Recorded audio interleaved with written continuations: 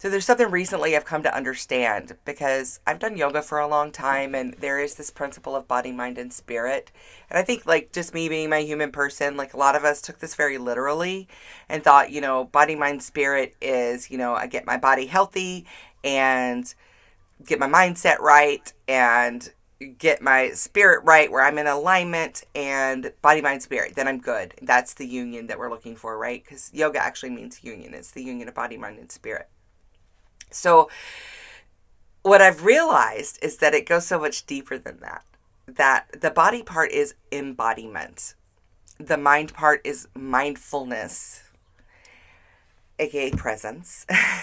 And the spirit part is understanding that there is a broader perspective that is our soul and letting that part of us lead. It's a union, literally, of my body being in this body, my mind being mindful, being able to use this calculator I have in my head to be mindful of the world around and within myself, and then my being led by my soul. That's a union, like a balance of the three is really what we're looking for, right? So in embodiment, I just feel like these are all there's so much to talk about with these three parts that I'm going to actually break this into a 3-part series. I don't know if I'll play them back to back or not, but there will be 3 coming and we'll have the other 2, but I'm just really going to stick to this one today as much as I can. So what is embodiment? Embodiment, by definition, is a tangible or visible form of an idea, quality, or feeling. It's the representation or expression of something in a tangible or visible form. So if we think about source energy, what is source energy? Some people call source energy God. Some people call it the universe. I'm going to use source energy today because I feel like it just really maintains the context of what I'm talking about. And by doing that, what I'm referring to is that everything is energy. Everything is made of energy. And there is a source of this energy. Eckhart Tolle described it as gold. I felt like that was such a great metaphor because it really is like that, and I break that metaphor down so much more and more, even though, gosh, the first time I read the Power of Now was almost 20 years ago.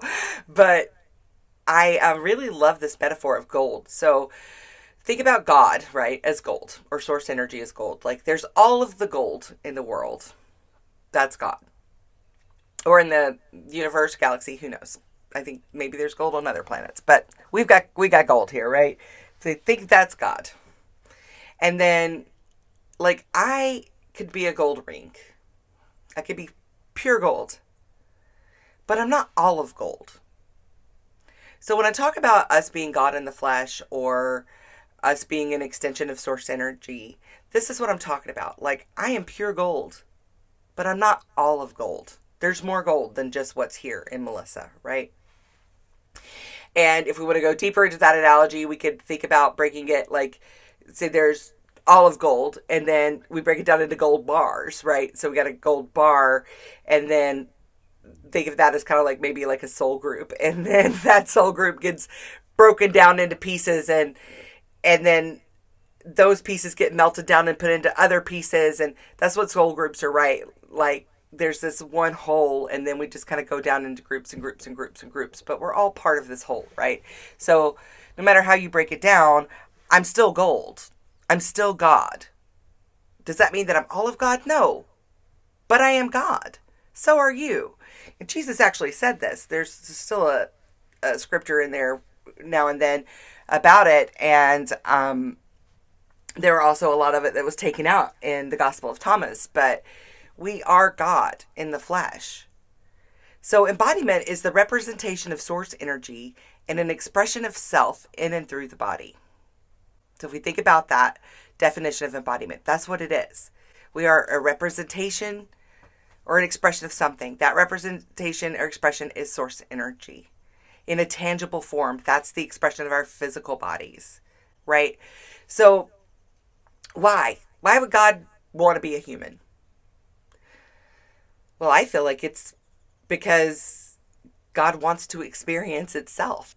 Because we have all these amazing senses. We get to see all these beautiful colors and things and movement, and there's so many things that we can see. We get to smell. We can smell good smells, bad smells, but there are like millions of smells that we can smell. We get to feel. We get to feel all of these emotions, like this huge spectrum of emotions, but we also get to physically feel the sense of touch. We can sense things. We can feel things in the metaphysical. There's all of these senses that we have that are part of us being a body. And God chose that, or source energy chose that in a way that, however you see consciousness is happening. But in the expansion of consciousness, we were created, we evolved, we developed to be what we are in the way that we are as an expression of source energy. In the church, we're taught from day one that we are born into sin, that because we have a body, that we are bad, that everything that our body wants is bad for us, basically. that the body is the source of bad. I saw a meme yesterday. Oh, it was so good. It was talking about how the first sin that a woman ever committed was eating, right? And we can go into the patriarchy and all that like later, but it's true. Like the original sin was like Eve eating an apple, apparently, right? That is such a human experience, to eat, to taste, to use our bodies. So it's been framed to us from the beginning that our bodies are a sin, that our bodies are the problem, that our bodies are something that need to be accounted for, controlled, maintained, apologized for. There's so much bad connotation with the body because of this. Because by being embodied, by allowing ourselves to be a representation of source energy, our power is infinite. Our power is unlimited. And if you want to control people, you disempower them. And one of the quickest ways to do that is to disembody them. And we have been disembodied. I feel it started long ago. Started so long ago. But we have been disembodied by the church to the point where, I don't know if you've caught the episode with Dr. Christina Cleveland, but we were even speaking of this and how she was working with Dr. Tina Sherman Scherer, I believe, and it was expressed that millennial women who grew up in the evangelical church, whether they were sexually abused or not, show all of the signs of sexual assault because our bodily autonomy was so taken from us from the beginning. So, but whether you're in the church or not, especially being a woman, the patriarchy, all of it, like our bodies are just laced with shame. Our bodies are presented to us to be something that is to be controlled, to be manipulated, to be like watched over, in this hyper vigilant way. Like we have to keep our body under control. Sexual feelings are bad. Like sexual urges are bad. You know, the urge to eat is bad. The urge to do anything is bad. Even our emotions are used against us. And our emotions are part of our body. There are no bad emotions. I'm just going to go ahead and say that. There are no bad emotions. Are there emotions that are uncomfortable? Painful even? Yes. Absolutely. But there are no bad emotions. Now you might say, like, what about greed or violence or intimacy? Those are not emotions. Intimacy even is a good one. But still, those aren't emotions. Those are actions that cause an emotion or that are stemmed from an emotion. But the emotions that we have are indicators. It is a way that our soul, our broader perspective, my portion of gold, speaks to me, my human, through these emotions. It says an example, anger. Especially the church. Gosh, the church loves to harp on anger and how evil anger is. But it's not true. Anger actually activates change. Anger is there to let us know that there is something that feels unjust or wrong that we need to change. Rage shows us where we're being neglected. When we go into rage, it's because there is some part of us that is being neglected, that is just screaming and crying to be seen and to be fulfilled. Sadness. Sadness is a reminder that we are finite. It's a reminder to look at what's good. It gives us a contrast of feeling. On the other side of sadness is joy, and our sadness shows us our joy. It moves us towards joy. It lets us know this is sad, this isn't joy. Like where can I move in my life to bring me back to joy? Grief. Grief, it's an expression of love. The depth of grief matches the depth of love that you have for whatever it is that you feel that you've lost. Confusion. Confusion is a call to clarity. Joy is a reminder of the beauty that's available to us. Love invites us to lean in towards where that source of love is coming from. Jealousy, it shows us what we really want. Being jealous of someone isn't bad. It is if you use that to try to take that person down or take that from that person. But when you use that jealousy as a cue to let you know that, wait, I'm jealous of that because I want that for myself. That's a beautiful indicator. Fear. Fear keeps us alive in our bodies. It keeps us from unaliving ourselves. Right? All of these emotions have purpose. They're all part of our body. So when we start denying our emotions, then we start to become disembodied.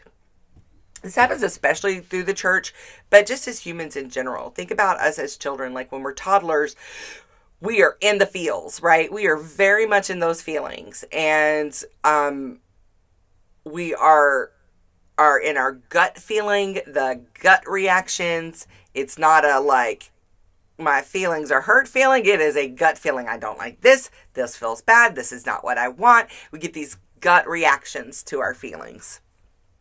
And what are we told? What are we told? We're told that they're bad. Don't cry right now. No, you're not supposed to cry about that. Oh, get over it. Move on. It's okay. Suck it up. Suck it up. Move on. You're okay. You're okay. You know, we get told this and told this and told this, and it conditions us to stop listening to that gut. It conditions us to stop listening to those feelings. And then when those feelings come up, we think, oh, that's bad. Let me run from that feeling. Instead of leaning into it and seeing what it's trying to show us, we run from it and we hide it and we stuff it down and we cover it up.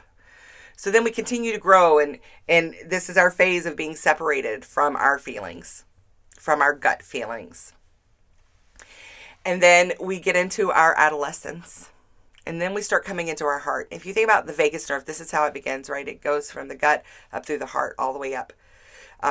So if we're thinking from the vagus nerve, we've already cut it off at our bellies, right? Now we go into our heart. We're in our adolescence and we feel, oh gosh, we feel everything with our hearts. All of the feelings are so big.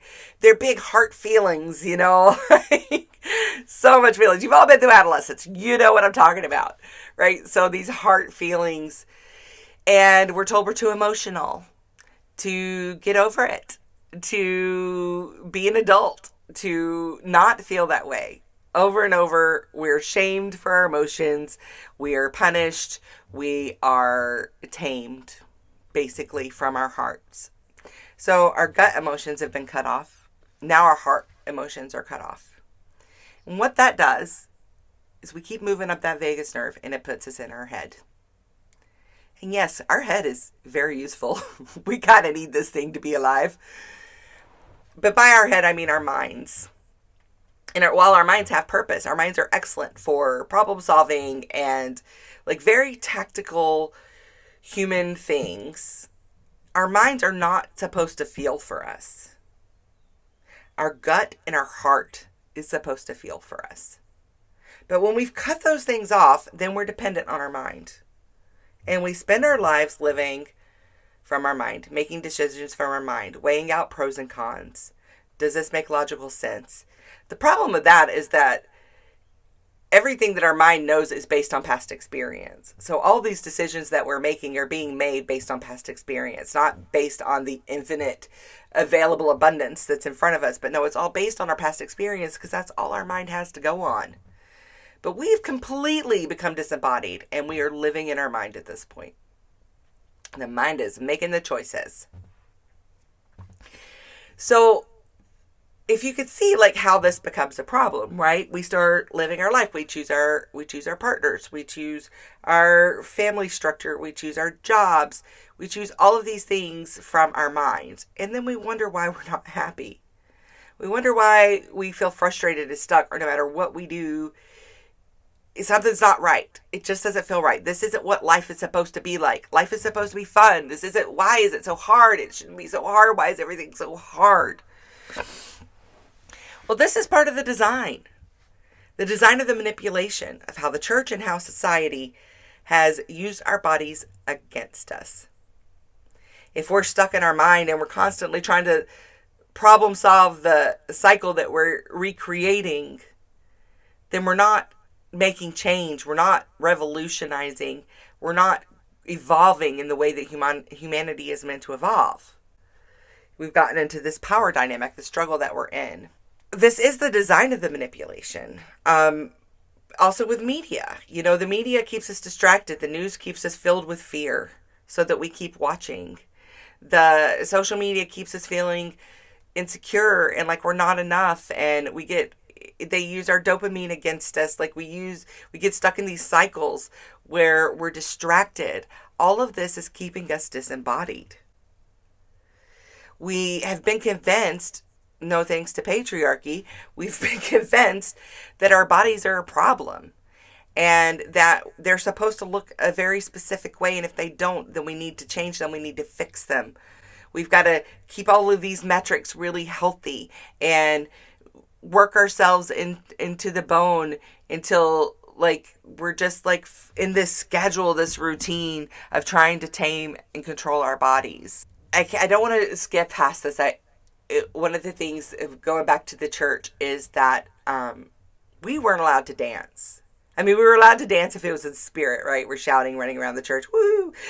But we weren't allowed to dance because that was like enticing men. That was moving our body in a sexual way. It was enticing men, blah, blah, blah. Dancing is one of the quickest ways to get back into your body. I don't think that is an accident.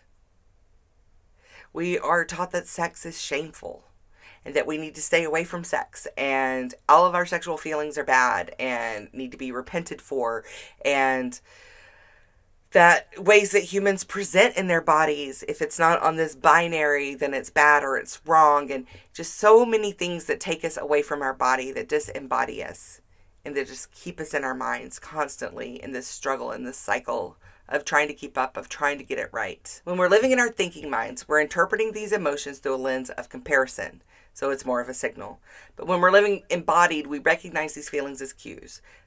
They are always meant to bring us back to ourselves, to our own knowing. As we tune in, we become more attuned to these feelings. It's like you sharpen that knife, you sharpen that tool. The more you use it, the sharper it gets, right? And working with these feelings empowers us to live authentically because it lets us know what our broader perspective wants. So going back to broader perspective, we're talking about the gold, right?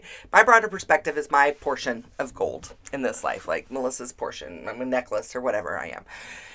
And that perspective knew when it chose to be me, before it came into this life, before it incarnated, that part of me knew what I wanted to experience in this life. So that part of me chose who I would be born to, what body I would have, what experiences I would have, who would be in my life, so that I could have those experiences that my soul wanted to have. Some people believe it's for the evolution of soul. Some people believe it's simply for the experience. I don't know. But I do know that I chose this life. There was something that really changed for me about that because I used to be so hard on myself. I've struggled with my weight since I was about 10 years old. I was so hard on myself about my body and so mean to my body. I've, dealt with disordered eating. I was anorexic for many years. I have been through all of that. But I got a lot kinder to my body when I realized that I chose it. When I realized that this is the body that my soul chose to live this life in. It's exactly the body I'm supposed to be in. I chose this body. And it's perfect for me. It's gotten me exactly where I need to be. It's helped me experience exactly what I was meant to experience. this is my body and I love it and I'm going to take care of it. Once I had that understanding, it really changed things for me. I started looking at myself differently. I started speaking to myself differently. I just really started to come back into my body. So, going back to the soul part, this broader perspective, my soul chose this body and knew what it wanted to experience in this life. When I experience discomfort, it's not wrong or bad. It's just the distance between where I am as the human and where my soul wants to be. The broader perspective, the bigger part of me. So the soul exists outside of the body. They say like 3 to 5 meters in every direction. I don't know how they measure this, but this is like what people say. But our body is in our soul, not the other way around. We're not just like a meat suit with a body and a soul inside of it. We're a soul carrying around a meat suit. So my broader perspective knows what I really want. It knows the desires of my heart and my soul because it feels what I feel. And when I don't want something, it knows the opposite is what I do want. It starts creating and drawing in what I do want, right? So when I feel discomfort, a feeling that would normally be perceived as bad or uncomfortable, it's really the distance between my soul, what my soul knows I want, and where I am or what direction I'm going in. That's not meant to alarm me. That's meant to give me a cue to be like, oh, I actually want to come back here because this is more alignment with what my soul wants. So people talk a lot in the New Age world about alignment, being in alignment. And that's what it is. It's aligning yourself to what your broader perspective knows that you desire. It's not because some man up in the sky decided our purpose and we're out here little soldiers living out a purpose that somebody else decided for us. That is not it at all. We chose this. The I am Melissa. Who is that I? That I is the one who chose Melissa. So, I know I'm getting deep in here, y'all. This is just beginning. The more we bring ourselves into alignment with that body, the mind, and the soul, the more authentically we are living. By living an embodied experience, we're able to enjoy the experience of being human. Coming back to this experience I had with choosing my own body, it really helped me change to how I see myself. So now when I look in the mirror, I don't look for flaws. When I look in the mirror, I look for things that I love. And that has completely changed my mindset and everything. And I stopped trying to lose weight. I really just started listening to my body and eating what it was telling me and not feeling bad about it. And just like really just nourishing myself. And when I eat, I'm hungry. And when I'm tired, I rest. And that's just the number one for me. And when I want to move, I move, So I started letting my body lead. I started coming back into my body and letting those cues lead me. And the irony of that is that weight is falling off of me. I don't even know because I don't weigh myself. But the last time I was weighed, I had lost already over 30 pounds just from not doing anything. Just from being myself, from loving myself, from not trying to force myself into compliance, just from acceptance. And so I'm actually working on a book. Y'all, I'm working on like 5 books right now. They're all going to come out one day, I promise.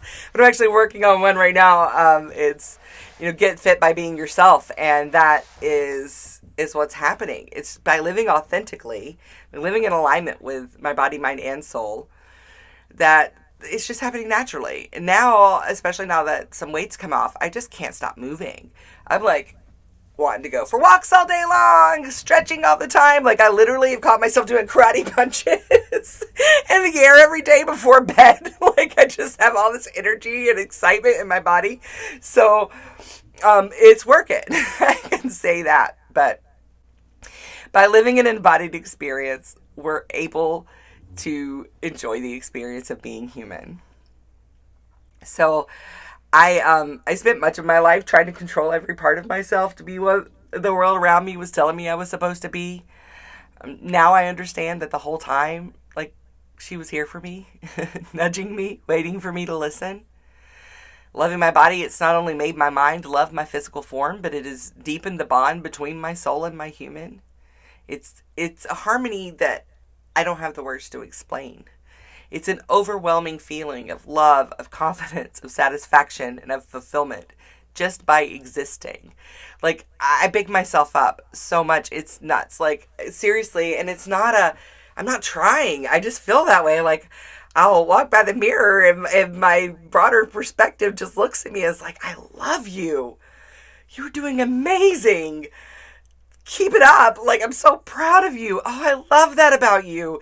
And it's genuine. It's not forced. It's genuinely like a union of my body, mind, and spirit. My broader perspective and I are in harmony, and my broader perspective is super stoked about it. And so is my human. So it's all working really well. I've been saying, like, I feel like I'm having a love affair between my human and my soul, because that's what it feels like. It's just this happiness of like, yeah, this is what we're doing, not because I'm perfect or not because I figured it all out or got it all right, but just because I'm embodied, because I'm enjoying this experience of being me in this body.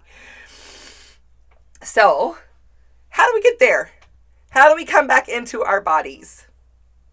Well, there's a lot of ways. One that I found, especially in the moment, is when I'm feeling overcome by emotion or distracted or just overwhelmed in any way, or just like not feeling present, I go into my senses. What do I smell right now? What do I feel right now? What do I hear right now? What do I see right now?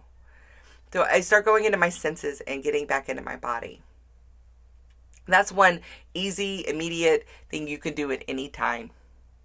Another thing that has really, really helped me to become embodied is dancing. Dancing is, I always said this, when I see hula, I tear up. I don't care if it's 5-year-olds doing hula, it touches me. Something in my soul recognizes it and feels very happy about it. The way I see hula is like literally, and it's funny because I described it this way before I started doing hula, and then when I started doing hula, I realized that it was actually exactly what it is. And it's just receiving the energy, the huna energy, the energy from the earth, and expressing it in physical form. And that's why it's so touching and so beautiful. It's just this true embodiment of earth energy, and it's just delicious. It's delicious. If you haven't seen a good hula, Google Mary Monarch and start watching some videos, and you will see what I mean. Chicken skin for days. But that's the thing is about dance. It's like, even with African dance, I mentioned this a lot because it's been such a pivotal process for me, is using African dance. When I listen to African music or Afrobeats, my body starts moving in ways that I know it must have at some point in my lineage or is somewhere in there. But it's these movements, these very sacral opening, these pelvic opening movements. And then I start watching like African dancing, like, oh yeah, this is some part, is recognizing this. We all came, like humanity came from Africa, right? So some part of me is recognizing this music and knows how to move to it. But there's opening my pelvis. Like, for one, our sacral center is where our creativity comes from, right? But like opening that sacral center, it just releases something. It just, in my intuition and my energy, and it really, really, really brings me back into my body. There are other ways. Somatic work, if you don't know what it is, look it up. I also feel like this is attributed to my weight loss, is instead of working out, I do these very slow, easeful movements that release cortisol from the body, release trauma from the body.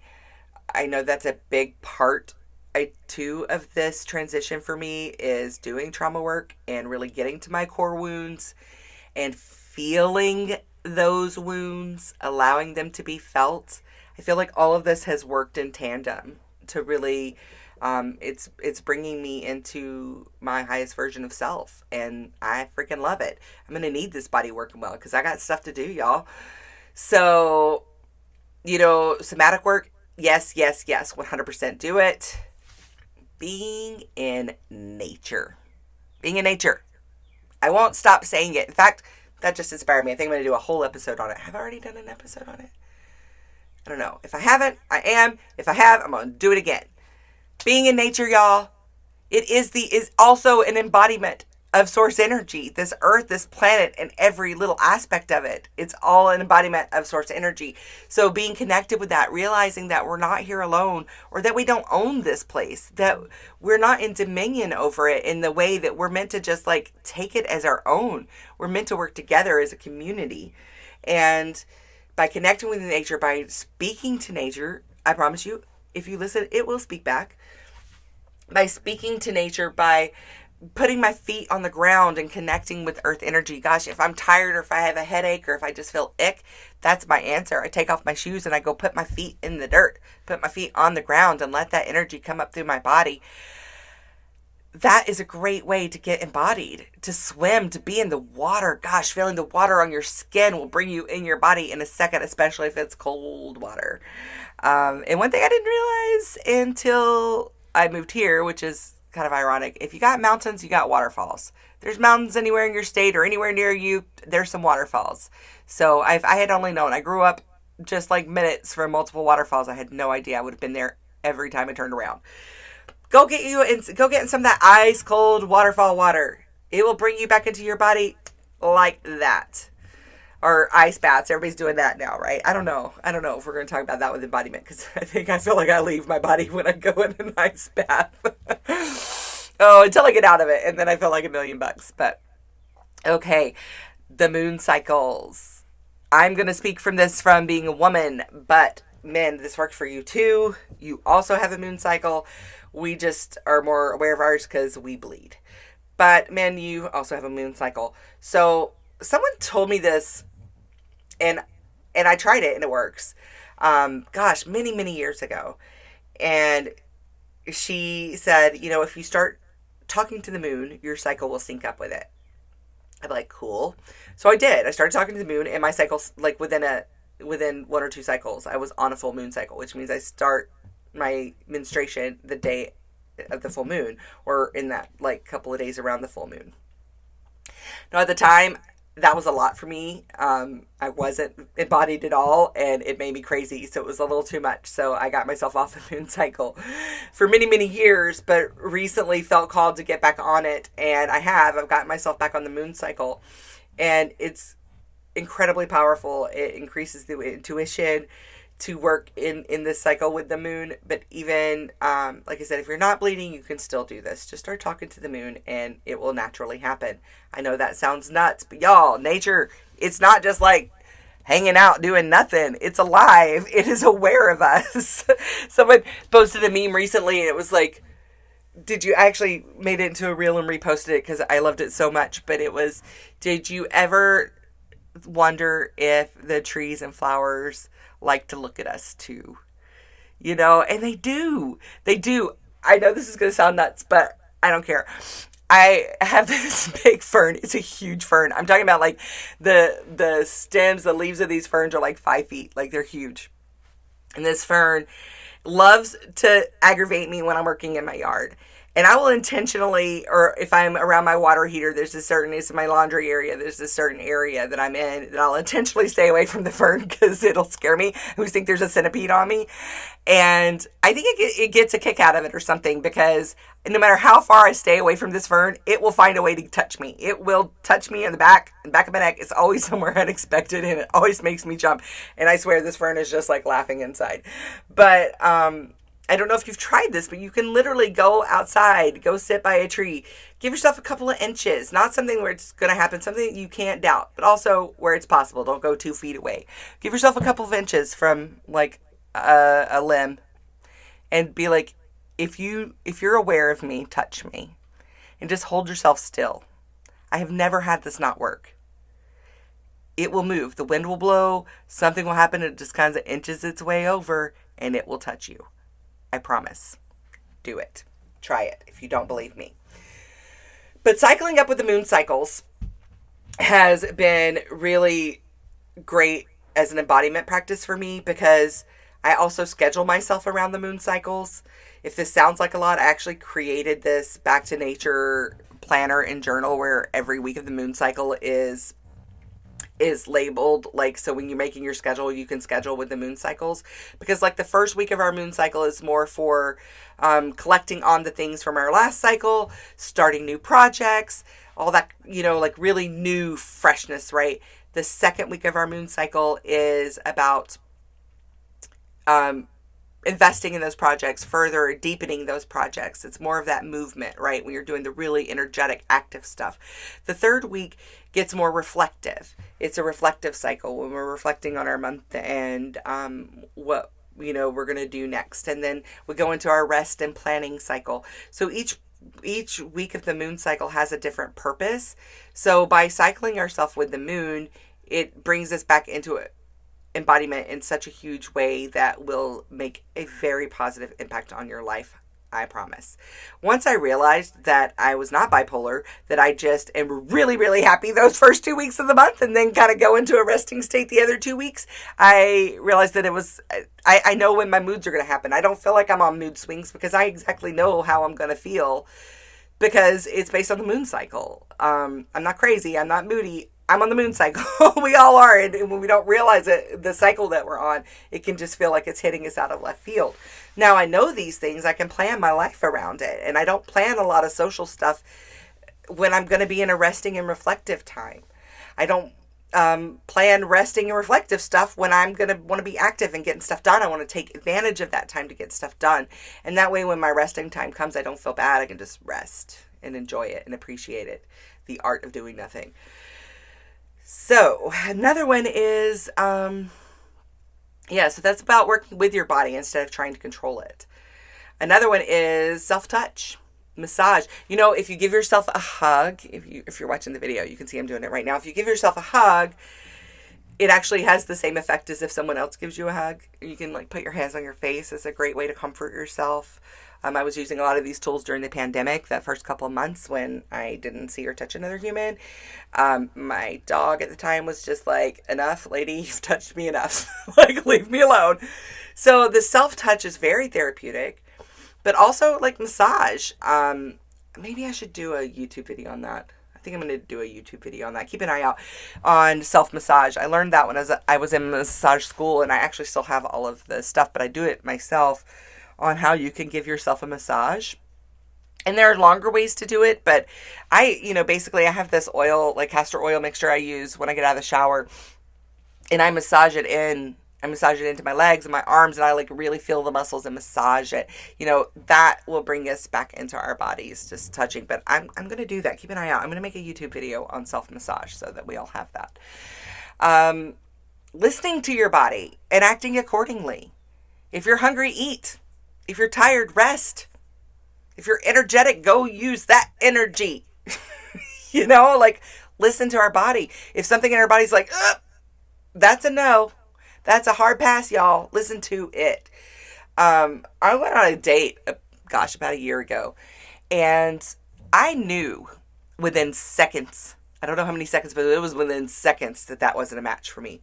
And practically everything would say that he was a good match. Like there are all these things lining up that would make that person a good match. But I knew immediately. I was like, in my body was like, nope. But I was like, okay, I'm here. We both come this way. I'm just going to humor it.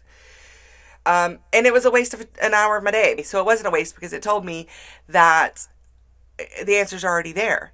So, I listen to that now. And the more we listen to it, the louder it'll get, the easier it is to listen to. Plus, you kind of build faith in it. The more you listen to it, the more you see how it works. And then you're going to keep doing it because it works. And, prioritizing rest. We're not machines. We're not born to produce. We're born to create. And there is a big difference. So allowing ourselves, prioritizing rest, prioritizing play, joyfulness, play. Like, remember being a kid. I've got the 90 days of play going on. It's free. You don't even have to give me your email address. Go find it. It's liveallow.com. Up at the top, you can click on 90 days of play, and all the stuff is there. Getting in your body, playing, finding joy. Like, these are ways to get embodied. Doing nothing, staring into space, like literally doing nothing. Yesterday, I gave myself the whole day to do nothing because I was trying to work the night before and the inspiration wasn't coming. I was feeling like, I know I have all these things I'd like to do. I'm just not feeling it. So I just stepped back and was like, okay, we're just going to take a break. And I didn't do anything else mentally the rest of that night. And yesterday I just insisted that I not do anything productive. I did go get groceries because I need to eat, but I really just gave myself time to not think. I didn't listen to any podcasts. I didn't even listen to music in my car. I just like gave my brain a break, gave myself a break to do nothing, right? Not allowing ourselves to be machines. We are not machines. And not trying to restrict our bodies into submission, right? To try to fast ourselves into submission or cleanse ourselves into submission or work ourselves out into submission. Like, just let our body be our wild bodies, right? And the cool thing about that is when you do, the health and all of that other stuff comes naturally. You don't have to try, it just comes. The more embodied I get, the more I just naturally do my oil pulling in the morning without even thinking about it. The more embodied I become, the more of a skincare routine I get. The more embodied I become, the more I move, the more I take care of myself, the more aware I am of what I'm eating. I'm not trying to do any of those things. I'm being embodied, and that is the byproduct of it. So, I think about this with your body is like we have this saying in the South that you catch more flies with honey. And it's like how does it feel for you when somebody insists that you do or be something that you are not or that you cannot? That's how our body feels, right? We're trying to you catch more flies with honey than you do vinegar. You pour vinegar on the body and you make it do all these things, try to force it, and you're going to get resistance. But when you give it honey and you be sweet to it, then it's going to naturally want to show up for you, right? It all works together. We don't have to try anything in life. The more we be, the more authentic we become, the more all of the things that we want to be, do, and have become a byproduct of that. Kindness, softness, space, listening, moving, trusting, thanking your body, loving your body, being grateful to your body for getting you this far, for getting you from point A to point B, from letting you know when it's hot and that you need to cool off or you would die, from letting you know when you're too cold and you need to get warm or you would die. Like, thanking our body, being grateful to our body for what it's giving us. I've spent much of my life trying to control every part of myself to be what the world around me was telling me I was supposed to be. But the more embodied I become, the more authentic I become, the more that I just love the way that I am. The way that I was born, the way that I am right now, flaws and all. The more beautiful my life becomes, the more fulfilling my life becomes, the more satisfying my life becomes, the more peaceful my life becomes. So it's about this harmony, this holistic approach of harmonizing the body, the mind, and the spirit, having the embodiment, having the mindfulness, allowing our souls to lead. That's all together. I'm doing these as three separate things: embodiment, mindfulness, and being soul-led, but they're all working together. One cannot exist without the other. So, thank you. Thank you for being here. Thank you for listening. I hope that this has come across in a way that makes sense, that's understandable. I really appreciate you being here, showing up with me week after week. If you are wanting to be, I don't want to forget, one of the main things that has really helped me is breath work. Doing breath work has brought me into my body in ways that just really allows me to feel the feelings that have been stored in my body for years and years that weren't able to be felt. Because when we don't feel our feelings, they don't go anywhere. They just hide in our body, in our cells. And in breath work, those parts come out and I get to feel them and see them and love them. And that has been a huge part of my embodiment practice. So I am offering breathwork sessions. Now I am a trained breathwork facilitator. You can work with me in person. There's a whole protocol that I have for working in person, but we can also do it online. it is just as powerful, just as effective. So if you're interested in doing some breath work and working through that, you can get in touch with me online. Live Allow, ALAU. It's the alchemy of authenticity. Liveallow.com. You can contact me there. You can contact me on Instagram at authenticallymelly. You can contact me through YouTube. There's so many ways to get in touch with me. But if you would like to do some embodiment work and do some breath work together, I'm here for you. Let me know. If you would like to work together in other ways, untangle some of the ways that you feel stuck in your business, in your life, in any areas of your life, if you're wanting some companionship on this journey back to yourself, I am here for you. I am offering one-on-one work together and leading you back to yourself so that your soul can lead your life. If you're interested in working with me in that capacity, just reach out. I'm here. If you want to support the show, also be sure to subscribe or follow so that you don't miss an episode. That helps you and it helps me. So let's do it. Thank you so much. Thank you for being here. As always, I love you and stay authentic.